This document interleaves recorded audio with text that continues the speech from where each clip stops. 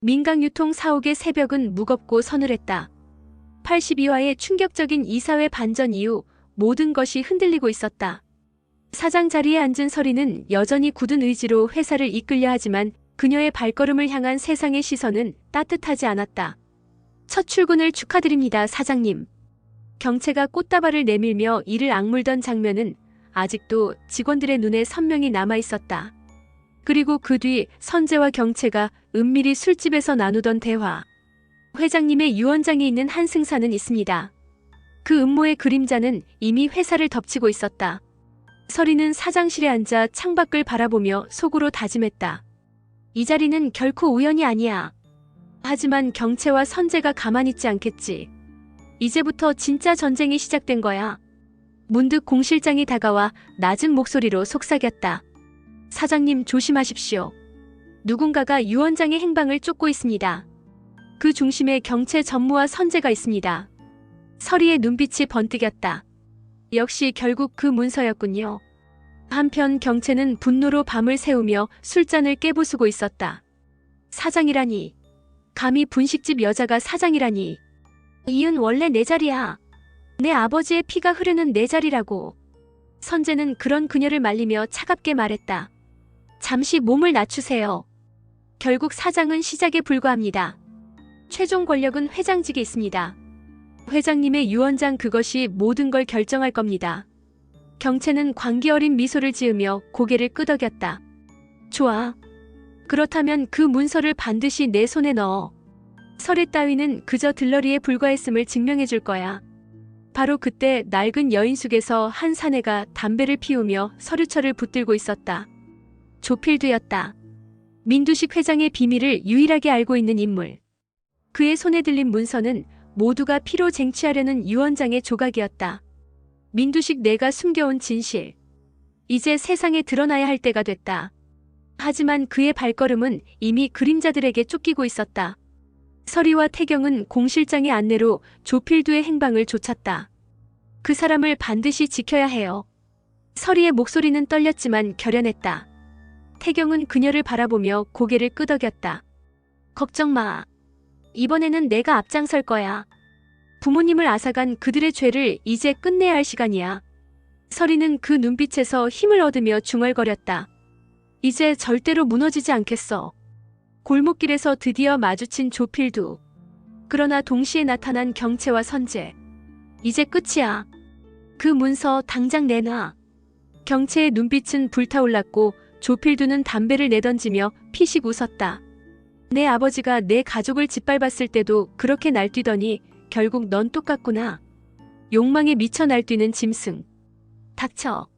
그 문서만 있으면 넌 끝장이야.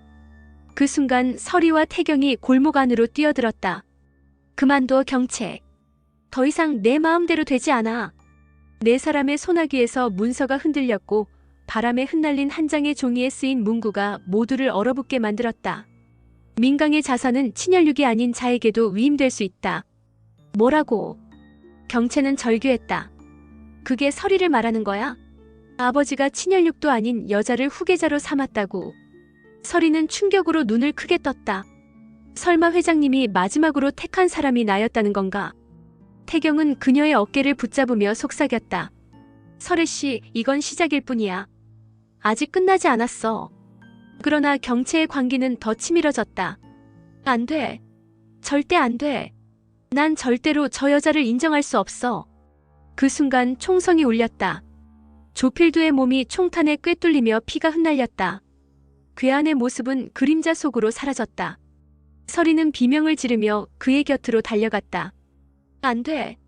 아직 진실을 말해야 하잖아요. 제발 눈 뜨세요. 조필두는 피투성이가 된 채 마지막 힘을 짜내 속삭였다. 진실은 가까이에 있다. 내 곁의 그림자도 믿지 마라. 그리고 그의 눈은 영원히 감겨버렸다. 사이렌 소리, 경찰차 불빛. 순식간에 들이닥친 경찰은 서리와 태경을 향해 차갑게 외쳤다.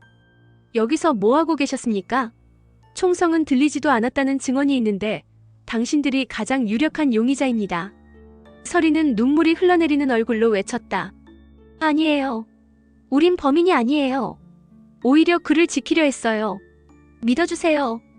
그러나 기자들은 이미 달려들고 있었다. 백설의 신임 사장. 피 묻은 손. 민강의 진짜 범인은 누구인가? 언론, 경찰, 대중. 모두가 다시 서리를 죄인으로 몰아세우고 있었다. 그러나 어둠 속 검은 차 안에서 경채는 미소를 터뜨렸다. 봐라, 서리. 넌 결국 아무것도 아니야.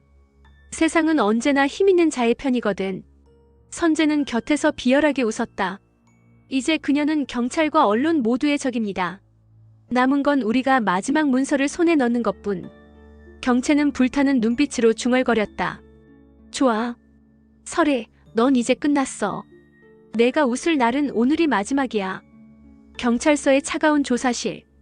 설이는 두 손을 꼭 맞잡고 앉아 있었지만 온몸이 떨리고 있었다. 그녀 앞에 앉은 형사의 목소리는 냉정하고도 무자비했다. 사건 현장에는 당신과 문태경 씨뿐이었습니다. 총성이 들리지 않았다는 증언도 있습니다. 범인이 누구라고 주장하시겠습니까? 설이는 눈물을 머금은 채 목소리를 높였다. 우리가 아니에요. 우린 오히려 그분을 지키려 했어요. 그는 마지막 순간까지 민두식 회장의 비밀을 지키려 했다고요. 형사의 눈빛은 의심으로 가득했다. 민두식 회장의 비밀이라 그런 말은 어디서든 꾸며낼 수 있습니다. 지금 당신이 피 묻은 손으로 시신을 붙잡고 있었다는 사실이 가장 큰 증거죠. 설이의 가슴은 찢어질 듯했고 태경이 자리에서 벌떡 일어나며 외쳤다. 증거라면 아직 남아있어요. 흩어진 서류 조각들, 거기엔 분명 회장의 친필 서명이 남아있었어요. 그러나 형사는 냉소를 지으며 대꾸했다. 그 조각들이 어디에 있습니까? 이미 바람에 흩어지고 불길 속에서 사라졌다는 얘기도 있습니다. 남은 건 아무것도 없지 않습니까? 순간 설이의 눈이 흔들렸다. 아무것도 없다고요? 그녀의 얼굴은 절망으로 물들어갔다. 경찰서 밖 기자들의 카메라가 번쩍였다. 백설의 사장, 피 묻은 손으로 목격된 충격 장면. 문태경과 함께 살인 은폐. 민강 사태 새로운 국면. 수많은 플래시가 쏟아지는 가운데 설이와 태경은 경찰 호위 속에서 건물 밖으로 걸어나왔다. 기자들의 질문이 빗발쳤다. 정말 조필두 씨를 살해한 겁니까? 민두식 회장의 유언장이 진짜 존재합니까? 백설의 사장, 사퇴할 의향은 없습니까? 설이는 눈물 어린 얼굴로 고개를 저었다.